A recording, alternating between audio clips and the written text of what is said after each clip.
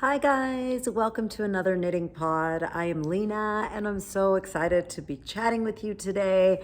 If you are new here, welcome to my podcast about knitting and life and books and everything I love that I'm lucky enough to get to chat with you today.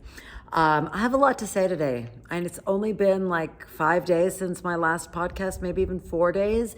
But I have a lot to say, and that might be because I forgot to talk about one, not big thing, but something that I got a lot of questions about afterwards, and that is what I was wearing last time. I even grabbed it so I would not forget.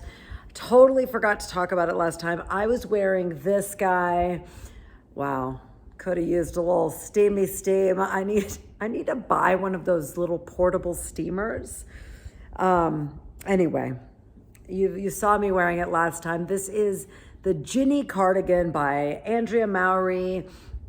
I knit mine in the Hedgehog Fibers Tweedy base. I think now Hedgehog has several shades of Tweedy. I know there's like a dark charcoal and maybe even like a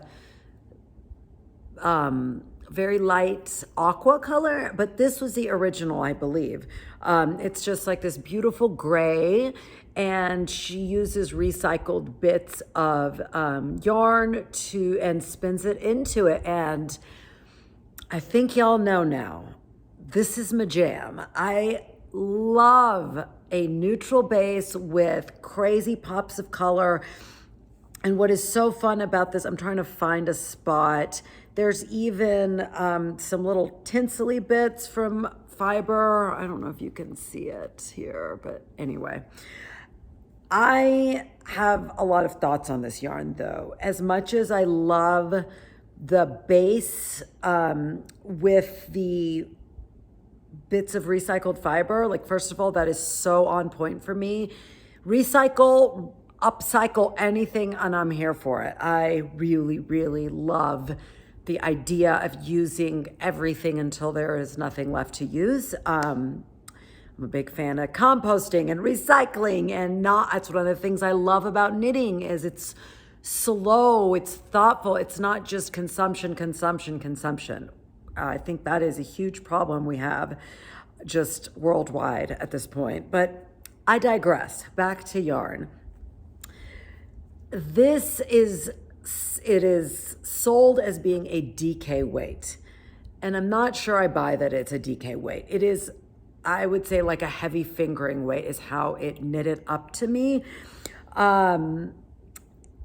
That is one thing to keep in mind. So like, in my mind, like a DK and a worsted are sort of interchangeable.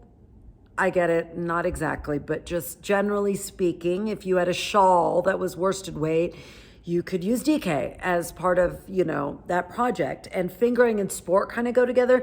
This is undoubtedly more sport heavy fingering to me. I bought this several years ago. Maybe she's changed it, but I feel like it ended up making like a denser fabric than I wanted it to. And I know I gauge swatched, but the whole thing just ended up feeling a little bit tighter than I like, generally speaking. It's been a minute. I don't remember what size I knit. What is it? What was I going to say? If you want to see me wearing it, you can go back to next week. I thought this was going to be a piece that I wore all the time, but I think the combination of it turning out a little bit tighter than I normally wear, plus, y'all, this yarn is itchy. I don't know if it's superwash or not. I should have looked that up. I'm sorry I did not, but it is itchy. It is not. So a combination of it's tight fit, so the arms are very fitted, and it's a belted cardigan, so it's going to be tight. That is not a great combination. So as much as I loved this yarn and I had high hopes for this project, it's just not one of those pieces I grab. Especially, I don't really wear it belted. And I love the look of it belted because it's just so, I think it looks elegant, but it's just drives me crazy with its itchiness. La Bien-Aimée has a similar concept, and I believe it is actually a worsted weight yarn called, I think it's confetti. Oh my gosh, I got to see that in person when we went to Woolen Folk, and she has a colorway in this that's like, I think it's called peach sweater or something. It's like the very, very barest peach with the confetti recycled bits, and oh, it's stunning. I would be super curious to see if that were less itchy or, just felt like it wore better. Real quick note, one modification I made in my Ginny was in Andrea Mowry's pattern.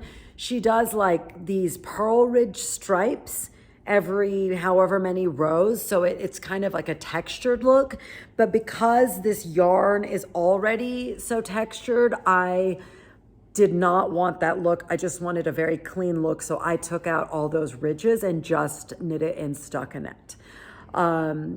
As you can imagine, this yarn is super fun to work with as you watch those juicy bits work up. And I'm looking at it now and I'm like, dang, y'all, I did a good job. Like, look at that ribbing. There doesn't appear to be any of that puffy stitching on my ribbing here.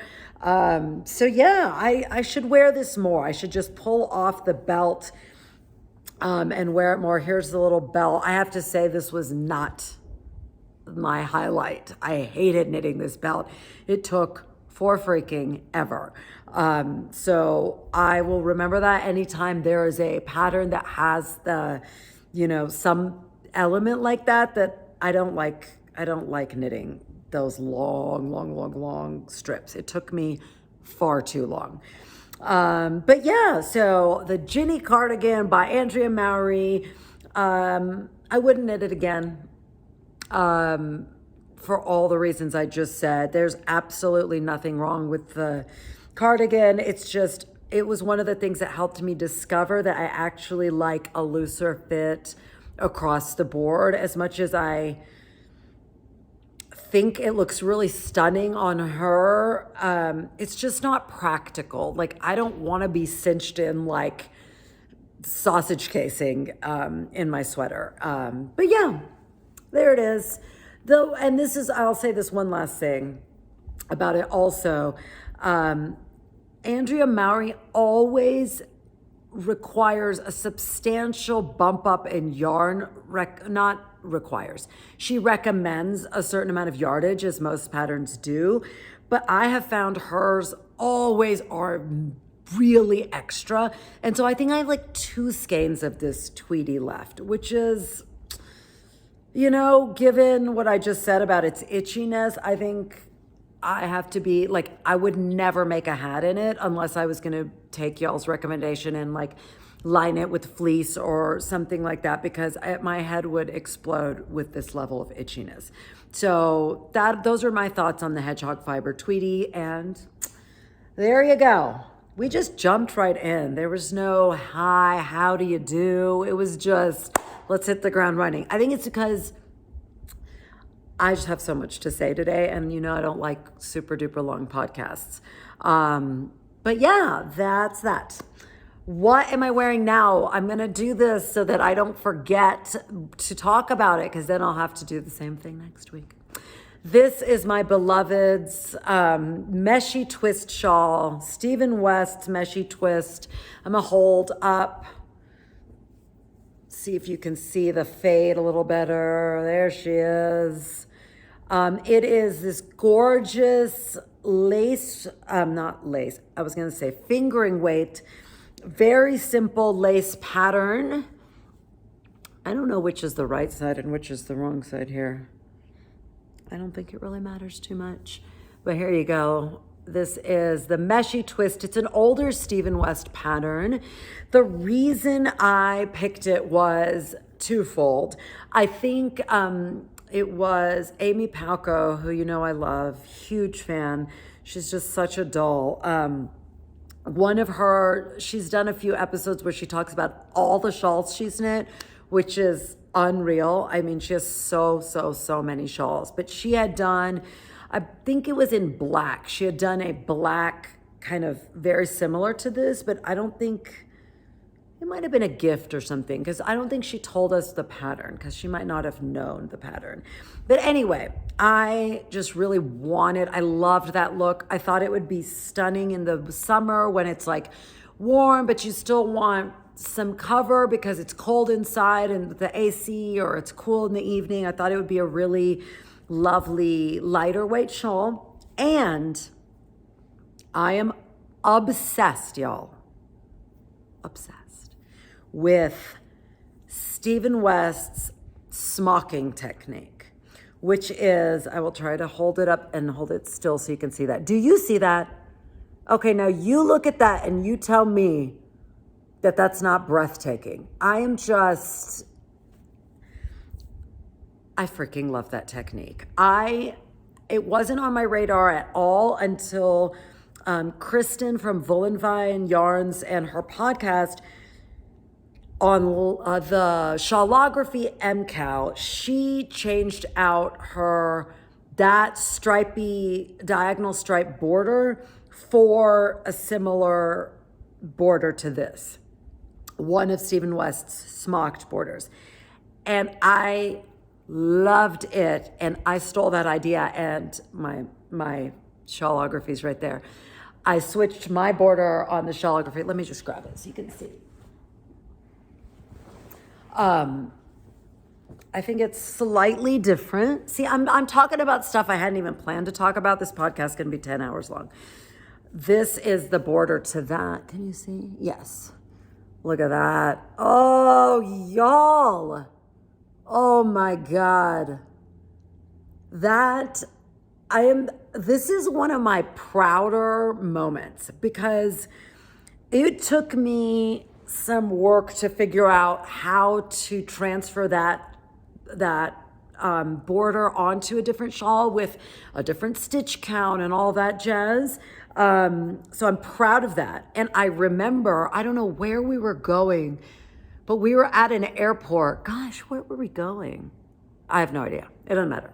California? Anyway, I had messed it up, and I was like tinking it stitch by stitch, like 500 stitches, because I didn't have the tools to rip it back. And anyway, very proud of this. But look at that smocked border. Oh my gosh. And this yarn, this is Undercover Otter, I think, in this colorway called Dolly Dearest. This very like light sea foam with those red speckles. And then this purple border with, I guess it's a picot border, which is super labor intensive, but the effect is just everything. I could just stare at it. I'm so obsessed. Like this colorway combination, I think this is Vino Forever.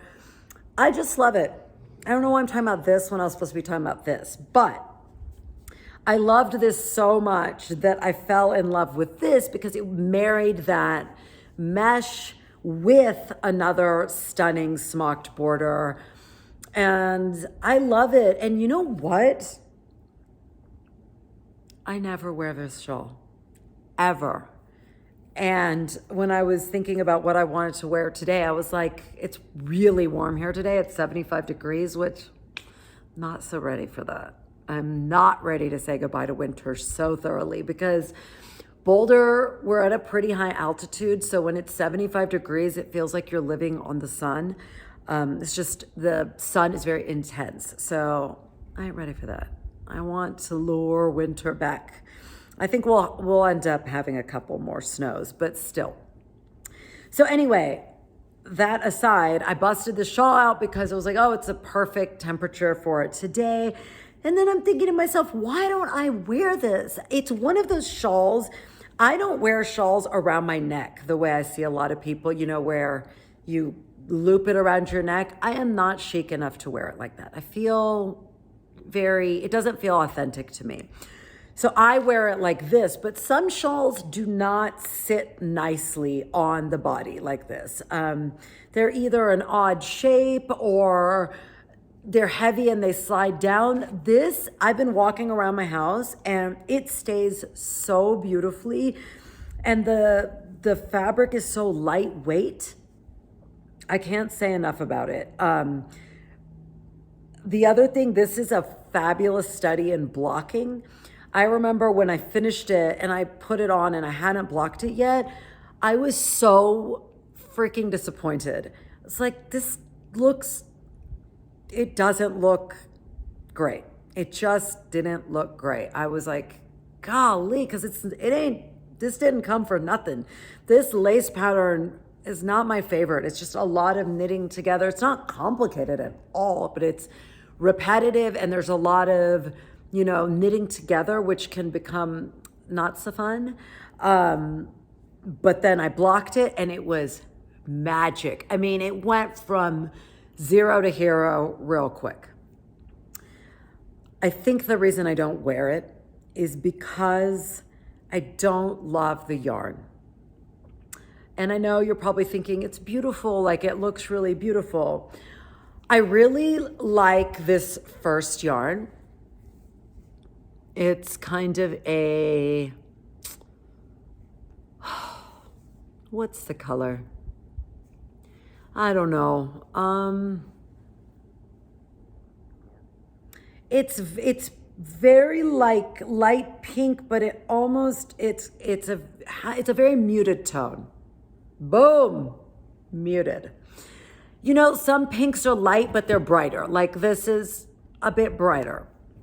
This has a very muted tone and I love it. I remember, it reminds me of my mom. My family is Indian and my mom used to make this dish. It's from Goa and it has, I don't know how to say it in English, but it has an ingredient that turns, it's like a soup, very thin soupy texture, and it turns it this unbelievable pink. And when I was little, I loved it. And it was exactly this color. And so it reminds me of that. So I love this first pink. It's a oh my God, it's a fade. So it's this, then it goes into like this greener bit, and then it goes into this purple that's at the end. So this is the yarn that taught me that dyeing yarn is an art form. Like, my love for hedgehog fibers. I mean, just absolutely stunning. It was the first variegated speckled yarn I had ever encountered. And that set the bar really high, okay? Really, really high. And I think I just assumed that almost all variegated yarns are created equal. To my disappointment, they are not. This is a brand I think it's called Less Traveled Yarn or something like that. Like I said, I like this pink, but it's less variegated. It's kind of all the colors are a bit toned down. But by the time we get to this purple, the only term, and this is a very technical term, scribble scrabble, that's what this reminds me of. It feels scribble scrabbly. It's like, it just looks messy. I think it's such a shame because it's at that stunning border that I wanted to be the highlight, that the yarn I like the least turned out. So scribble scrabble. That term is yours now. You may use it. Go forth and scribble scrabble. I don't know.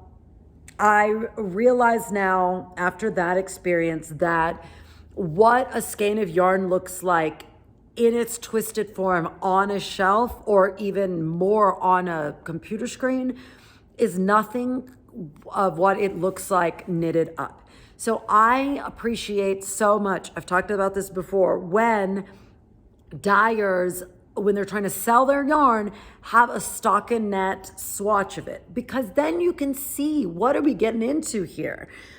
This was not cheap yarn. I'm sure it was either close to or $30 a skein, and it looked so cool in the skein, but it just did not translate for me personally onto the shawl. You might think differently. We all have our tastes, you know, like Wandering Flock. I think they do a good job of, like, once you kind of know what their skeins look like, you know what their skeins look like. They're fairly consistent across their style of dyeing.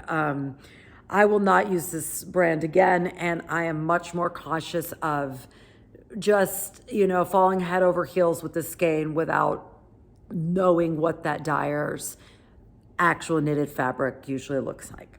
So, rant over. Meshy Twist, my beloved Stephen West. I think this is the summer. I think I knit this last summer, or I finished it last summer. I don't know. I will be wearing this a lot more this summer. I think I forgive the border, and I'm just over it, and it's just such a lovely shawl. I was like now walking around with it today. I'm like, this is what I want all my shawls to feel like, you know, easy, not falling off, not high maintenance. So yay for that. Okay, enough on that. What else? Quick update on the big rib sweater by Jessie May of Jessie May Designs. I talked about this a decent amount last week, so I'm not going to go on and on about it today, but I have tried. Let me show you, just in case you are new here. Let me show you what we're talking about. We're talking about this bad boy. Oh boy. Let me shake her out a little. She's been in this bag, squished up. This is the big rib sweater. As you can see, I finished the body and I am on to one sleeve right here, little baby sleeve going on. This is knitted up in the Ching Fiber Melted Baby Suri Alpaca. And my issue with this sweater it's just been such a learning lesson. The entire thing is 4x4 rib. My friend Sharon, who I've talked about before, when I was complaining about it to her, she was like, yeah, it's ribbing. Like, nobody likes to knit ribbing. I was like, oh, yeah. I'm starting to get that. I'm starting to understand why nobody wants to knit an entire garment out of ribbing. Because I have now tried quite literally every technique I have been suggested and have found myself to fix the issue of the knit stitch to purl stitch issue. What is the knit stitch to purl stitch issue? If you do not know, the force is with you, because if you know, you know. It ain't cute. I'm gonna just be embarrassed of how hideous this looks and show you up close. I don't know if you can see. There's a perfect spot you can see. Look at how ugly. The knit stitch puffs, and then there's an enlarged column on that first purl stitch. Last time I could not remember the name. It's Suzanne Bryan, who has a lot of episodes about this issue. None of her suggestions worked. I watched Very Pink Knits, where she says, once you've purled, take that yarn back, give it a tug, and it'll suck up the yarn. Didn't work.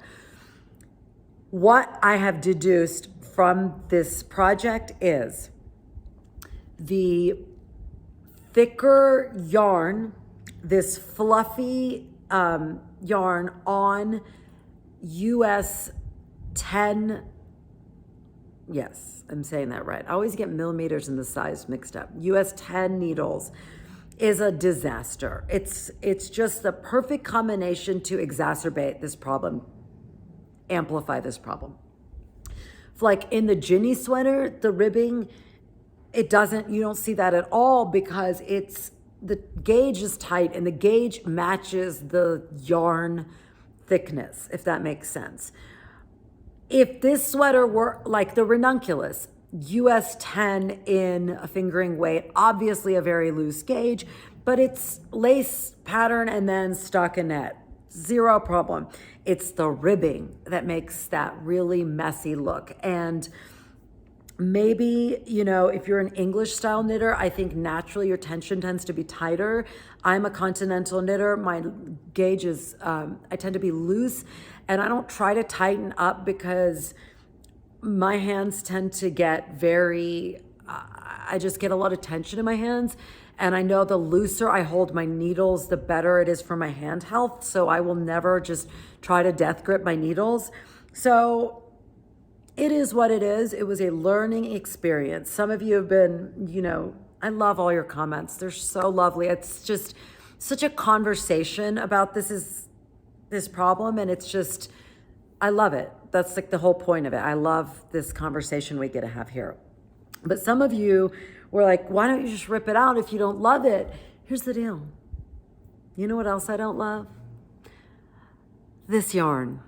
And it really makes me sad to say that, because I'm sorry I keep itching my nose, but I have the fan on and my hairs are like tickling my nose. What was I saying? The yarn. Ching fiber, melted baby Suri alpaca. Pros. It is a stunning yarn. Her colorways are spectacular. You want a professional dyer? She is a professional dyer. That woman has skills for days. Look at that, the colorway. It's so beautiful. I wish you could feel this through the screen. It's like a baby kitten. Angel soft. Cons. Knitting with this is a huge pain in the butt. I believe, this is a complete guess, but I looked up the composition. It is alpaca, wool, and silk. And similar to a mohair, I believe it's probably like a silk core.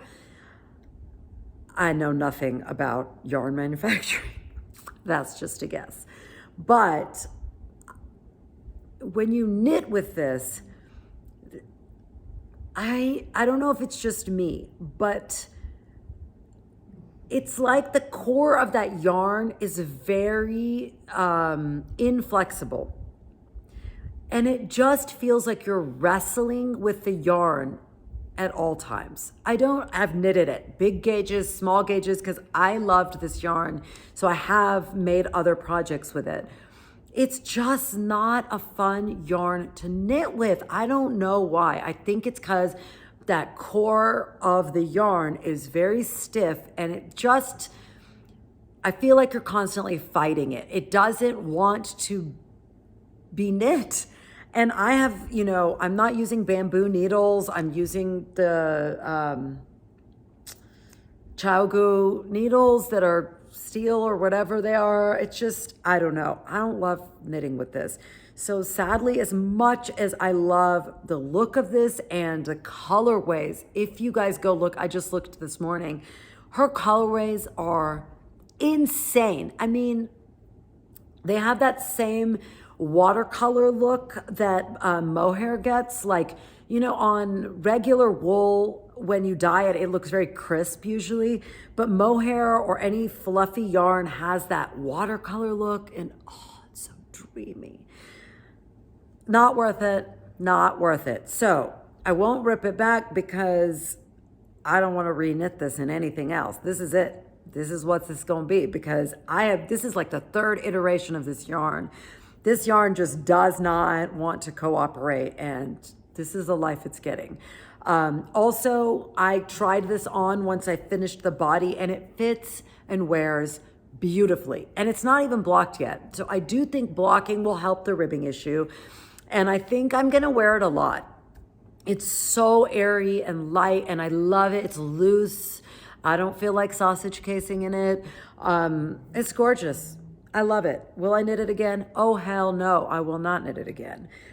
Jessie made, I've said it before, I stand by it, one of the best pattern writers out there. The size range is spectacular. She gives you so many yarn options too. Almost every pattern of hers is like, if you want it light and airy, knit it lighter. Like, she doesn't get all caught up in gauge and stuff. You should get caught up in gauge, I know, but she gives you lots of options. So that's that.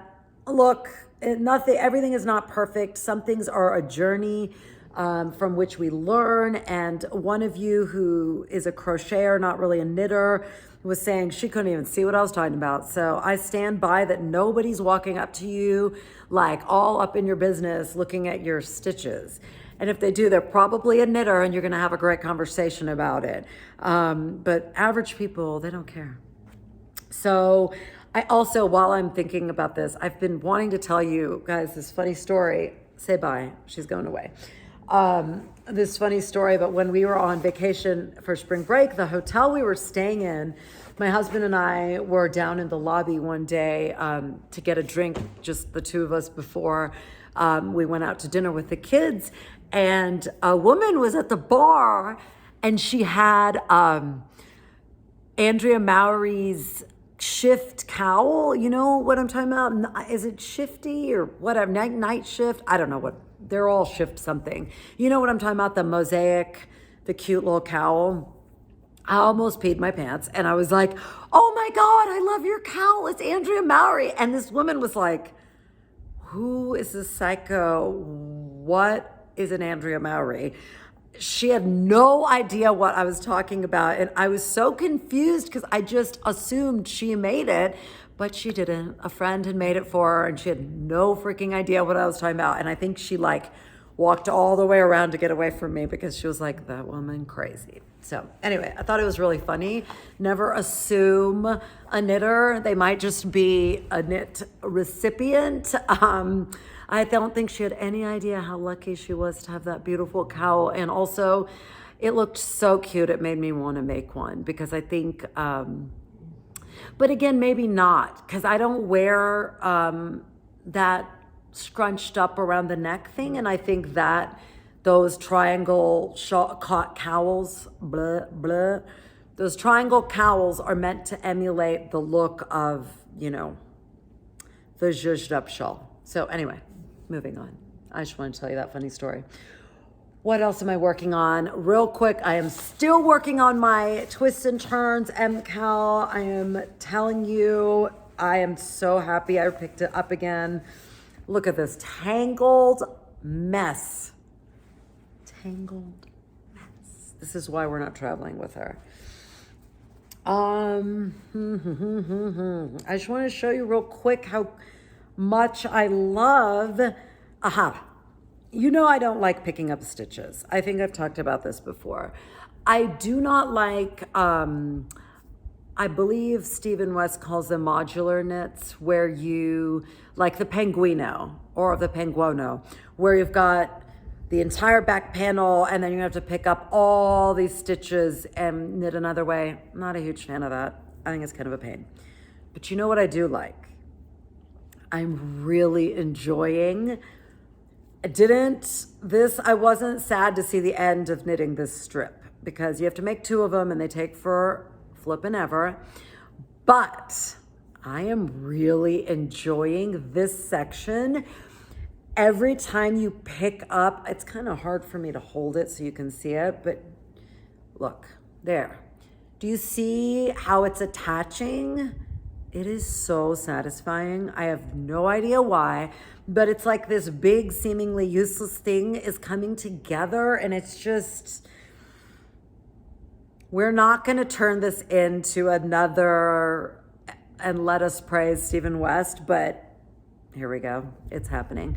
It's just so cool and fun. And like, I love him. If you're new here, I am a Stephen West super fan. And that's okay. But anyway, these stripes are so fun and so easy. And somebody, whoever this was, I wish I remembered your name because you're a brilliant genius. She told me to keep this section out and put the rest in the project bag, and that would isolate all the other parts that are flying around getting tangled and keep this part separate. Some people's brains are just bigger than mine because that seems so obvious now, but had no idea. So shout out to you, my beautiful friend. You are a genius. Also, if you are a Free People fan like I am, the brand, clothing brand, if you must buy ready-made clothing, I love the brand Free People, and their bags make fantastic project bags. There's this style that's like big for a lovely giant Stephen West project, and then there's the little drawstring, I'll show you, like this, that makes a fantastic smaller project bag. And how cute! And it goes right with my pastels and neons theme of life. So just a hot tip for you. What is in here? Shall we? It's just the big rib. I forgot. I just put it there and I forgot. Never mind. Okay. What's in here? Oh, baby blanket that I haven't worked on. Okay. It's 36 minutes. Oh my God, I gotta hurry. Okay. What did I decide for hospital knitting? You guys are amazing and gave me so many ideas, and I loved every one of them. And I still might cast on a sock because I really like the sock idea. Because, just generally, not just for life, not just for hospital knitting, but for life. Like my daughter had something at school today. I'm not going to lug a sweater and sit in the bleachers with a sweater. But excuse me, can I put my knitting bag here? A sock is just portable. It's very easy. So I might still knit a sock, especially because somebody gave me a yellow yarn suggestion that is accessible to me and available, I should say, because I wanted to knit yellow socks to be Stephen West's sock spirit companion. But somebody said ranunculus, which was my number 2 option, beat out by what I'm about to show you.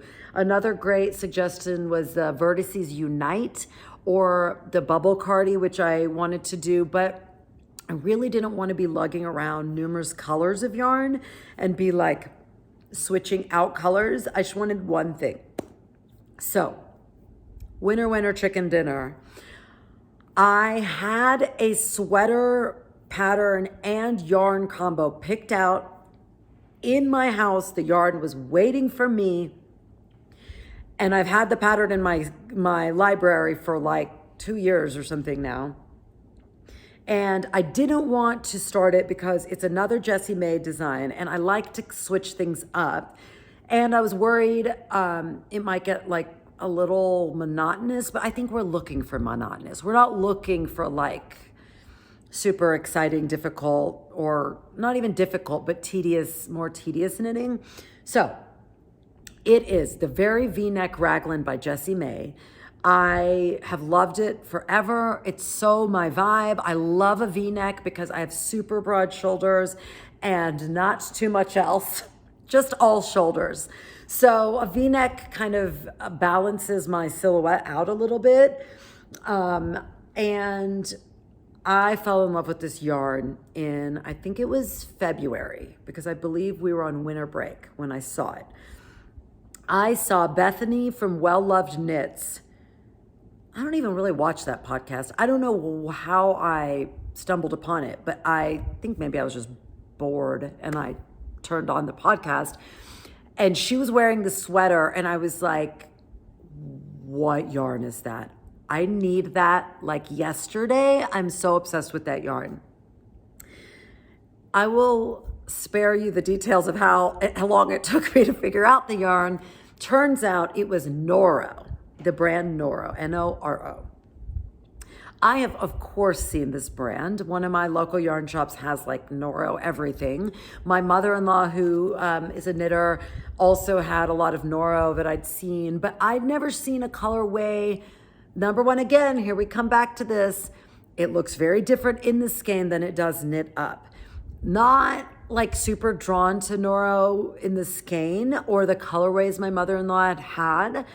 I think hers were like rich jewel tones, like deep purple, deep maroon, and those aren't really my colors.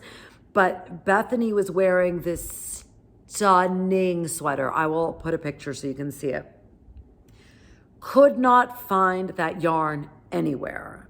Apparently, I was not the only one who was just absolutely taken by this yarn. Sold out everywhere.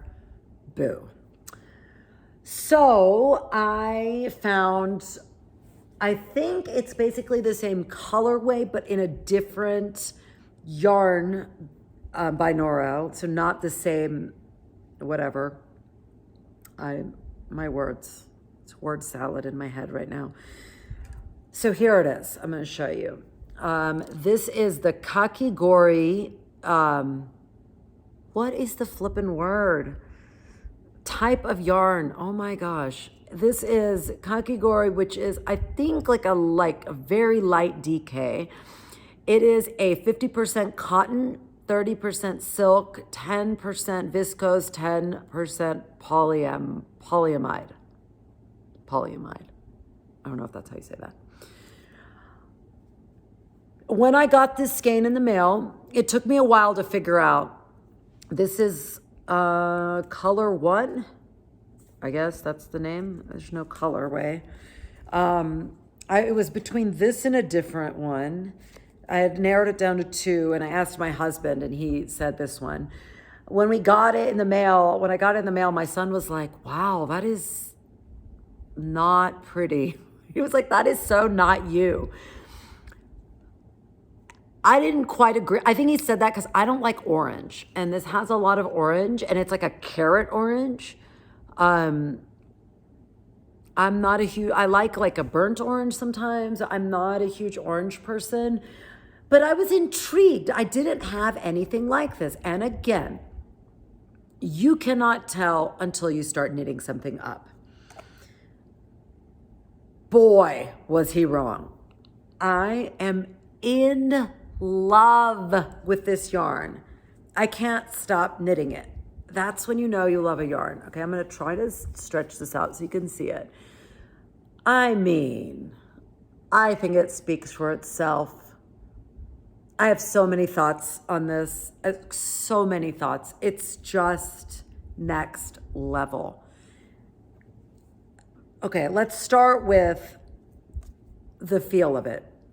There's no wool, right? No wool. So it just feels different. I think it's a fantastic spring summer knitting yarn. This is 200 grams, 600 meters, and I think this was $44, which is really, really good. Like really good to me. Number 2, it has the way they process it. I fell in love with this yarn so much that I was like researching it so I could tell you guys facts and not just opinions. They are very committed to like minimal processing, very close to earth, very natural. Anytime they use, organic products. They're very inspired by nature. I think it's actually called The World of Nature, Noro, The World of Nature. It feels that way, you guys. It is just stunning. And I know Noro is very well known. I am sure many of you have knit with it. It's new to me. So I am so intrigued. So they minimally process it. It's very loosely spun. It doesn't have a lot of twist. It has like a thick, thin vibe, technical term there. You can kind of see it, but I'm obsessed. I think it gives it such an organic, earthy quality. I am smitten with this yarn. The way the colors just emerge, it's very blendy as opposed to like this kind of speckled. It doesn't look like that at all. It's just different. I am so into it. I cannot wait to explore more of their colors. The other colorway I had been drawn to was very similar, but the base, rather than being kind of this beiginess, it was much more like ochre mustardy. It was really, really pretty. If I can find a picture, I'll put it up. And I found a website. The website I bought this from, was it Mrs. Knits Shop or something like that? I'd never heard of it, but it had knit up samples. I don't think they were exactly reflective of what it looks like here, but it gave you an idea of what it was going to knit up like. I don't think it did it justice. Like the beauty of this is just, this is the kind of yarn that makes a very simple garment super fun to knit for me. Like this garment right now, I'm doing the V-neck shaping. And then once I connect it in the round, it'll just be stockinette round and round, very mindless, but great hospital knitting and just lets you fall into that colorway. You know what I'm saying? I don't know if you guys, tell me if you feel the same way. When you're knitting with a yarn whose colors just sing to you, it's just pure joy, pure flippin' joy. What else? I also have to say, I know this is weird, but I love the top part of a sweater where a lot of times you're doing shaping, like increasing in short rows. I just live for that. I don't know why. It's so much fun. Like that's the best part of the big rib. I really enjoyed the shaping part. And then once it got into the ribbing, like just round and round, I was super bored. But I really like shaping. I don't know. What's your favorite knitting? Like, do you like just that when you get to the body, or do you like those increases and stuff? I'm just curious. I just think it's so fun to watch those increases branch out. I think it's just really pretty.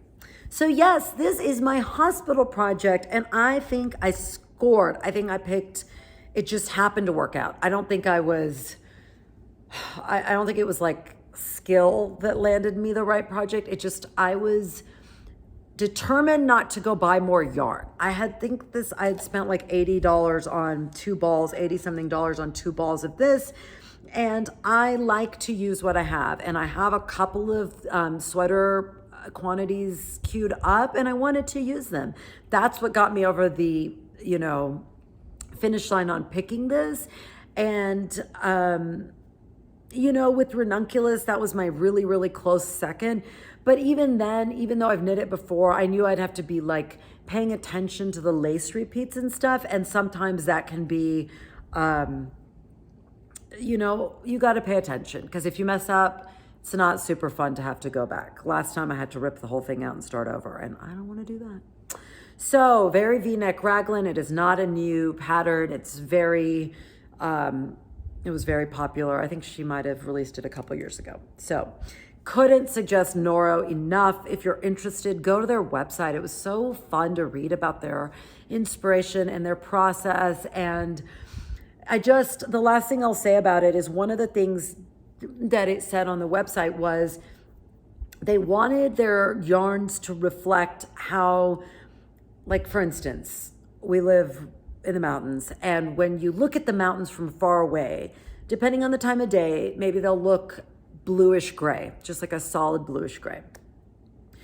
The closer you get to the mountains, the more you realize that solid color from afar is actually composed of so many subtle variations. You have the trees and rocks and snow and whatever. That is what they're trying to capture. So even if it's green, like a leaf, if you go up close to a leaf, it's filled with golds and oranges and the veins of the leaves and all those subtle colors. That's what it feels like. It really captures that. And like, if you're far away, it looks so much different than as you get close up and really start to vibe those colors. I just love it. I just love the world of fiber. It's just never ending, whether it's materials or techniques or things you can knit. Glorious. All right. That's that. Super, super excited about that. Oh my gosh, it's 49 minutes and I'm like halfway through. Lord help me. Okay. What do we do now? Should we keep going? I have 2 big categories left, and so I'll speak out loud because my wheels are turning. I have 2 things I wanted to talk about. All the gifts I got for knitting, all the gifts I got for knitting. I wish that's how my life worked. all my birthday gifts that were knitting related. And then I wanted to talk about family and stuff. But okay, let's just do it. Let's do it. Husband's out. We're here. Dog's not snoring. Let's do it. Look at this amazing box, y'all. One of my sweet friends sent me this box and it was so sweet. I opened it up and it was just filled with little things that were just, you know, when someone gives you a good gift like that, like a super spot on gift, just, it makes you feel so freaking loved. And I really did. And I'm so grateful for this friend. No more chit chat, Kirkendall. Let's go. I got to talk and move this along. I feel like I still have a lot of words inside of me that I haven't gotten out since my having 2 weeks off from you guys. Okay, so we're doing knitting gifts. Look at this ball of yarn. So this is one that my friend who sent me this gift, this was in there. OMG! Look at this. It has no label. I have no clue where she got this. But can you see that? I love the twist on it, if you can see it. I'm obsessed with the colors. It's soft as heck. I don't care where this is from or what it's made out of. I'm obsessed. It's so fabulous. I have 2 thoughts on this. Tell me what you think. I know it's 75 degrees, but I am still thinking this would be a spectacular ranunculus, right? First of all, this is enough yarn for a ranunculus. Second of all, these colors knit up in ranunculus, oh my gosh, it would be stunning. Option 2, a Sophie shawl. Here's why I don't really want to do this, the Sophie shawl. I'm tired of seeing the Sophie shawl. I get it. It's like perfect in its simplicity. However, can we give some love to someone other than Petite Knit? This is no shade on Petite Knit. Obviously, she's super successful because she is a brilliant pattern writer, very creative, very prolific. But there are so many other designers with a similar, that European, sophisticated aesthetic that I want to support. So if you have a lesser known designer with a similar aesthetic, with like simpler pieces, please tell me. I would love to give that designer some love. I think refined knitwear falls in that category. Kadri, my favorite things knitwear, they're decently well known, I think, but not like stratospheric like Petite Knit. I just like to spread it around. I like to give love and support to those lesser known designers because they are a gift. They keep our knitting world stocked with spectacular patterns. So no shade whatsoever for Petite Knit, but I made the Sophie scarf, and I never wear it. That is not my style. It's cute, but I don't know. The Sophie shawl I think would be cute. I think my daughter would really enjoy that because she's small. Because this would be kind of a like knit half of it and then decrease out the other half. Done and done. But I'm probably leaning more towards a ranunculus just because I love sweaters. Amazing, right? I know. I wish we knew where it was from or what it was, but it's kind of fun. It's like this mystery skein. I'm so excited to show you guys this. Are you ready?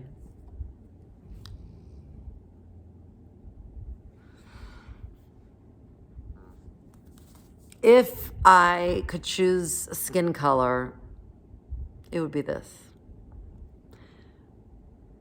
It's just perfect. I remember my daughter and I at Woolen Folk, Moondrake had a big booth there, and I was picking a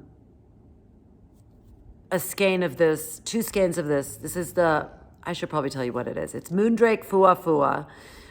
First of all, I love that name. Moondrake Fua Fua, and I was picking the yarn I was going to use for the Big Cozy Cardi by Andrea Mowry. I've shown it to you many times. It's got this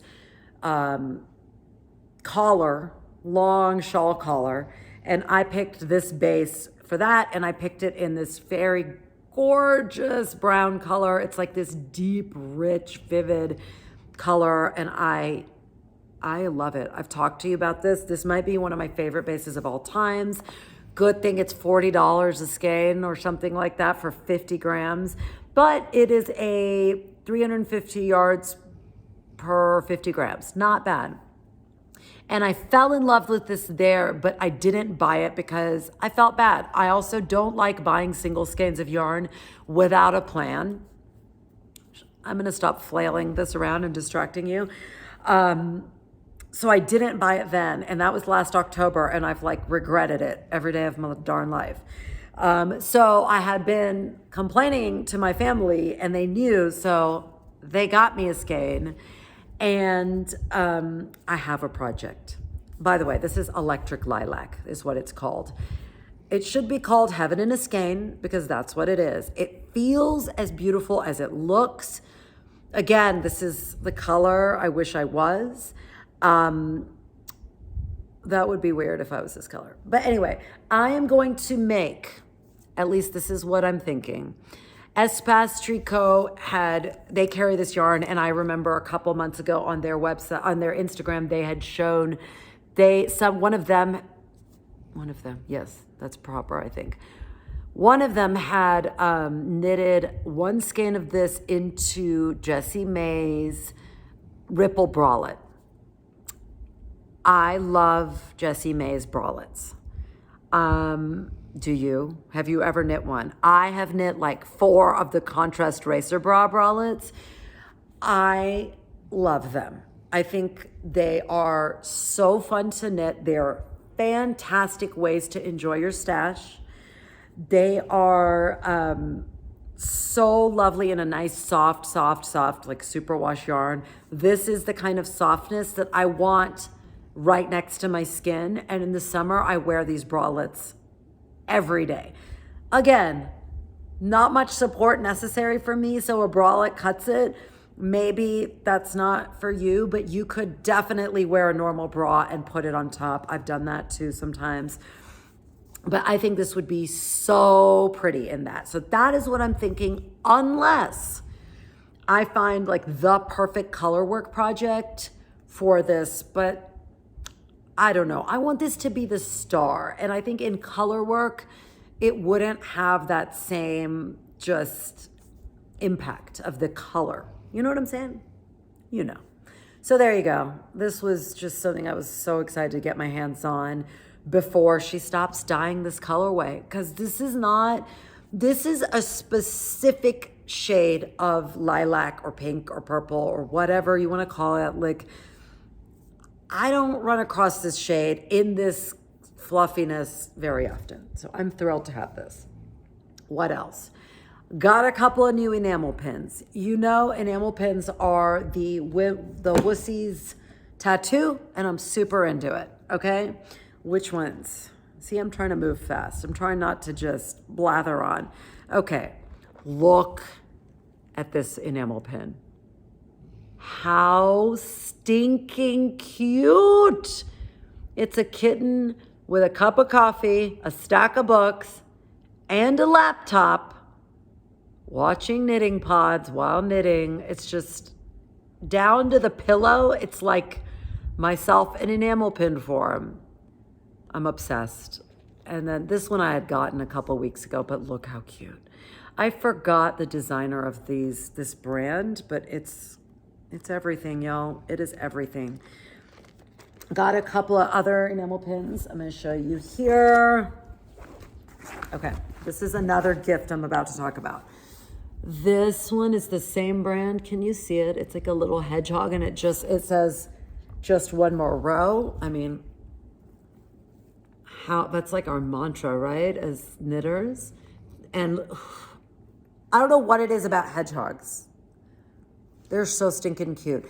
And then this is the twill and print pin that I've been coveting forever that my darling family got me. Look at that. And it actually spins. Hold on.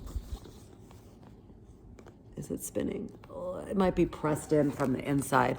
But it's a little spinner, and it says, you know, just one more, and then you can spin it to see if it's like row or cup or nap. Oh, that's a good one. Should have episode, cookie, bingo. Love it. Enamel pins. They are just pure joy. My goal in life is to just cover everything I love in enamel pins. So here we go. Look at this bag. This is the Della Q. I don't remember what it's called. The roll top, something like that. There is so much to say about this bag. I really love it. I mean, okay, so we're gonna do pros and cons. You ready? Let's do this. I love the color and I love the fabric. It is a very distressed, you can kind of see it more here. It's like a very distressed look, which I absolutely love. I think it makes you less concerned about it getting kind of beat up. My stuff gets beat up. I take stuff everywhere. It's thrown in the back of the car. So when it's pre-beat up, then I'm not feeling so bad of doing the post-beating up. The canvas material is so sturdy and beautiful, and it has that earthy feel. I love this colorway. It's like this stunning olive. It's a crossbody bag, which I love because it just has a very casual look, but not a backpack. If I'm completely honest, I still think a backpack is just more practical because you just pop it on, you're not worried, it's just back there and you don't have to think about it. But I don't always want to have a backpack on. So this is a crossbody messenger style and I love it. I love this handle. Super, super, super. The details on this bag, you guys, where's that little thing? I was going to show you. It came with this little card with its features, so I kept it so I wouldn't forget. It has some super fun knit-oriented details that I think are very thoughtful, like this pin that threads through these little grommet things. Is that a word? I don't know if that's a word. Made that up. And these gorgeous little stitch markers that are lotuses. We love our lotuses, y'all. So cute and thoughtful. Here's my favorite detail. Inside, right here, I'm trying to think of the best way to show you this. I'm gonna fold it down right here. This is a yarn cutter. Genius, freaking genius. I don't even need to explain that genius. Sometimes we don't have scissors on us and we need scissors. Boom, problem solved. I'm obsessed. Some people get a little nervous taking scissors on a plane. They're actually little scissors for knitting are TSA approved. But you don't have that problem here. Then it has this very thoughtful feature here where you can thread your yarn through so you can make sure your yarn isn't getting tangled up in there. And it comes with this adorable baby dot journal that you can, if you're on the run and you need to jot something down. Sometimes when I'm picking up stitches for a sleeve, I don't hit, exactly the stitch count. So I need to make a note like, okay, I picked up 46 instead of 48 so that on the second sleeve, I'm not counting on my genius mind to remember, I have it written down. So thoughtful. Love it. One more thing I absolutely love is the hardware details. These legs and the bottom, when you open it like this, I have now done this. I'm sitting here at a game with this on the stand and it holds this bucket shape. Like, do you know what I'm talking about? Sometimes you have a bag and you're knitting out of it and it's just collapsing. Look how nice and sturdy this is. It just has such a fantastic sturdiness. The one thing, my two comments, I should say, they're not even cons. They're just things to be thoughtful about. I wish it were slightly bigger. I am a bag lady. I got lots of crap I like to lug around. You know, I have smaller kids, younger kids, and I myself, like, I carry around snacks and lotion and hand sanitizer. I even have a thing of deodorant in here because I teach fitness. You don't want to be caught without deodorant. I got my wallet. I got all sorts of things. That's just my base level. And the knitting is on top of that base level. So what I have found is, yes, roll top, super cute, but sometimes I roll it and it's too full for this clasp to hit all the way to its buckly thing. I wish they had made this a little strip of like 3. That way you could snap in wherever and it would give you a little more flexibility of jam packing this bad boy full. Do you know what I'm saying? I know that is nitpicky, but that is sort of the only feedback I would give them, is to make there be more options so that it can get fuller without not closing. The price point is so reasonable to me. I think it's like $85. Totally reasonable. I mean, I spent $300, I think, on a Ritual Dyes backpack. I will show you next time. It's spectacular. But that's expensive. $300, woo, that hurts. 80 something bucks, I can get behind that. And with all the features and so much storage. And I love how the pockets have these great zippers, tons of storage on the sides, the insides, the outsides. Oh my God, Delicue, so well thought out, so fantastic. Lots of cute colors. They make this maker's case, like a train case, that's so stinking cute. I would totally buy that. So yeah, I think that's all. Oh God, it's so not all. Yeah, I have my paws on this bad boy now. I love it. I flagged it to talk about patterns with you, but baby, it's 1 minute. Yeah, right. 1 hour and 10 minutes almost. We are not going to go through this. All I will say about this is 100% worth the buy. Okay, I think it's $30 something. There are so many patterns in here. And the book is so beautiful. The pictures, the quality. Look at this woman. I love her so much. I just think she is so freaking cool. I saw her at Wool & Folk from a very close distance, but I am so intimidated by her. I did not fangirl. She's actually holding that Ritual Dyes backpack in here, somewhere in here. My daughter was like, Mama, that's the backpack you have. And she was right. Oh my gosh. I told you I'm not going to go on and on. Here it is, but I am. This is the bag that I was talking about. I have the exact same one in that color. How cute does she look? I love this. I bookmarked it to show you all my favorite patterns, but that would be another 45-minute podcast on its own.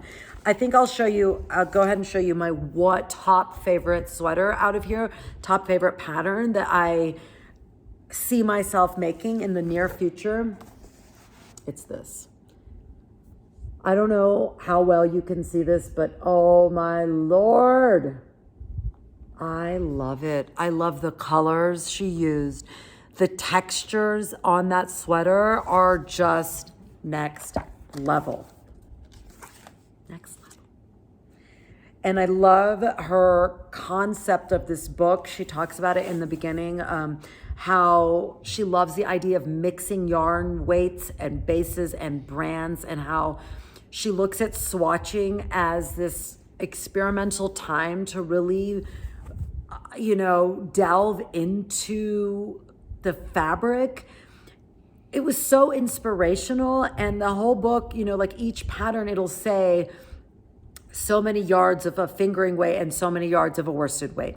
Doesn't tell you the brand. She's really trying to push you out of your comfort zone which I need. I am so stay in your lane kind of gal, and I love the idea of pushing the boundaries of yarn. And like we all have so much in our stash, and there's even hats in there, like smaller projects that you can experiment with color and fabric and just get more joy out of our knitting. I love it. I love it. I love it. I love it. I highly recommend investing in this book. You know, I am always, you know, I'm a huge Ravelry person, but sometimes it's so nice to just have this beautiful book that you can leave out and get inspired by. Like this is another one I will be making this herringbone looking vest.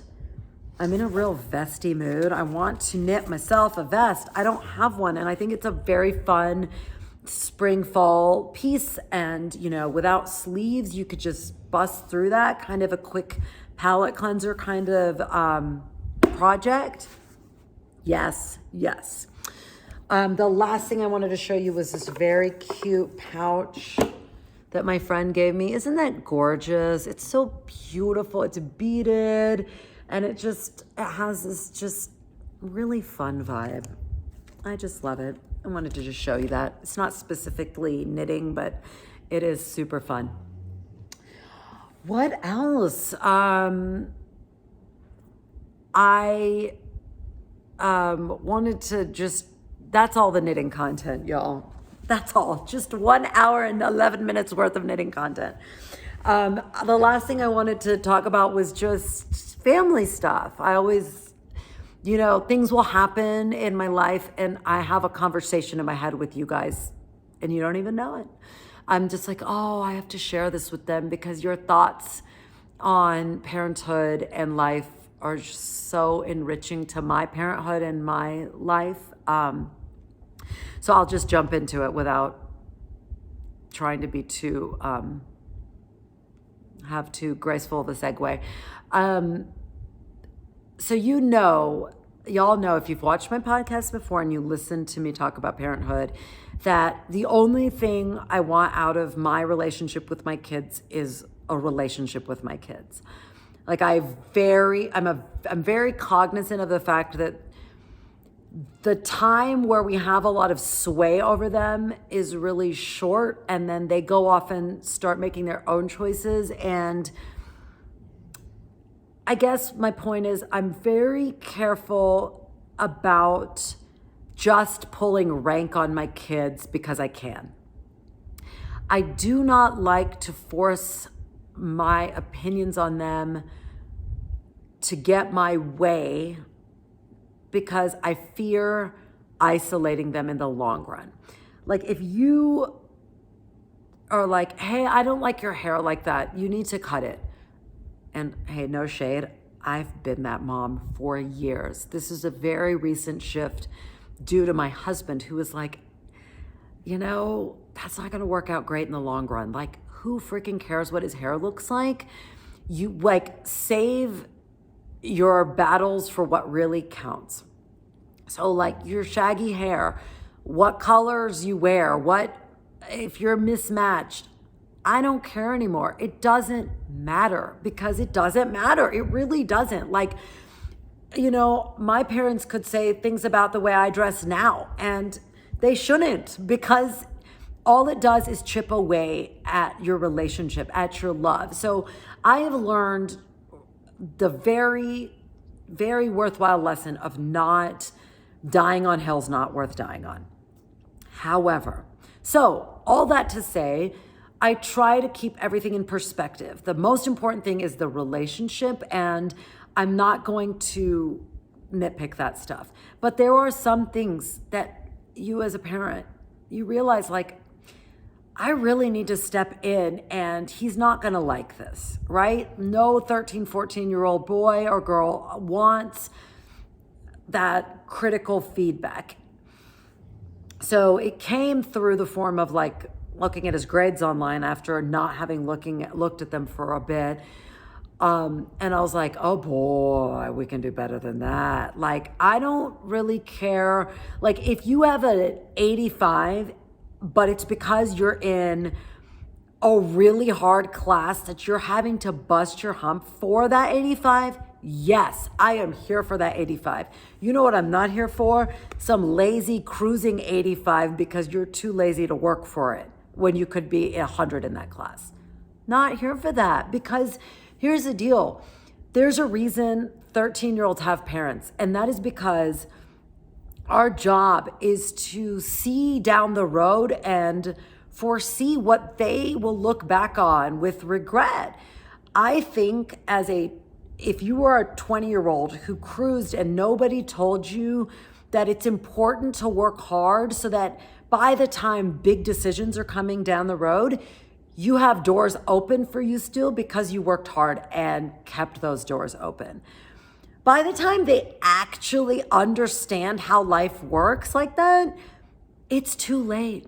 They've already cruised for too long and had average grades or average test scores, and they're gonna be like, dang, why didn't you tell me, right? Like, why didn't you tell me that that's how life works? I was a child, I didn't know. So all that reluctance I had to have that uncomfortable conversation that I knew was going to result in him being a little upset. Once my husband and I kind of had gone through all that, and my husband was like, really, like, we need to have this conversation. And I was reluctant because I do not like fighting with my boy.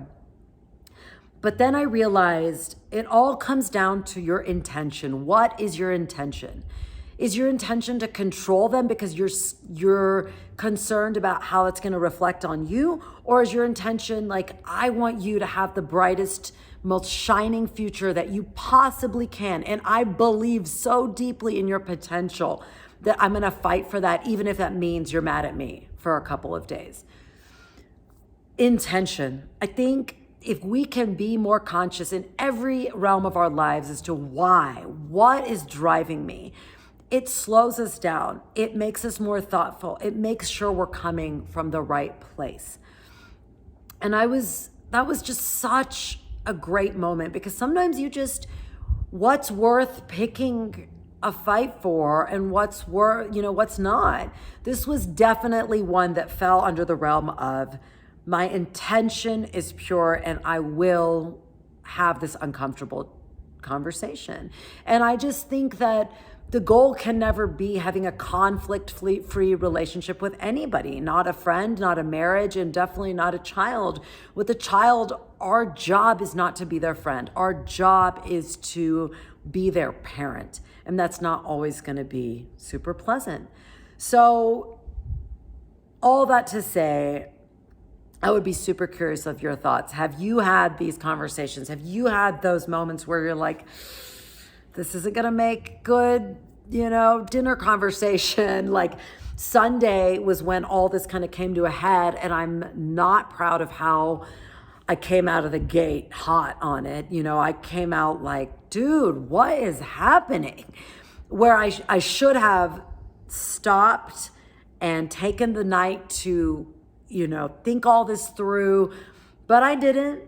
I came out too hot. We had a fight. We didn't end up going to dinner and having this lovely Sunday evening. No, we didn't. But nobody's perfect, Being a perfect parent is an impossible goal and not even a worthy one, because I think by showing them that our imperfect selves, they will expect love to be imperfect, because no marriage is perfect, no friendship is perfect. When we go in knowing those things and knowing that our best and our ability to say sorry and to repair is good enough, then those are the standards that they will hold their future partners up to.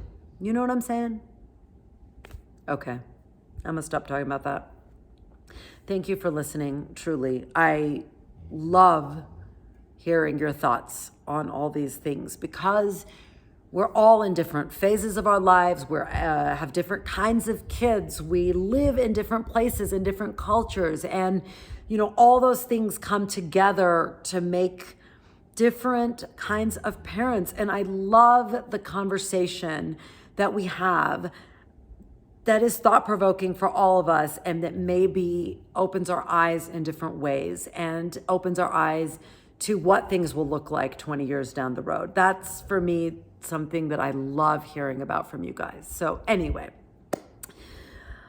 I have consistently begun to creep further and further past my self-imposed 45-minute time limit, but maybe you'll have to watch this episode in 2 segments, and that is okay, because I am leaving for Dallas tomorrow. Today is Tuesday, tomorrow is Wednesday, and I won't be back for a week.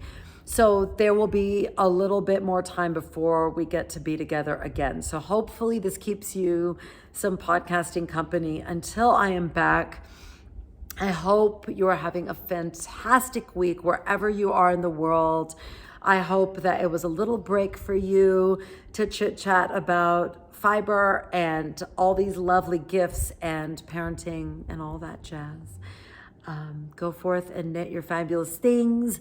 Post on Instagram. You know, if you don't know, I'm going to tell you, you inspire me through all of your knits, through all of your comments. They're always such a joy.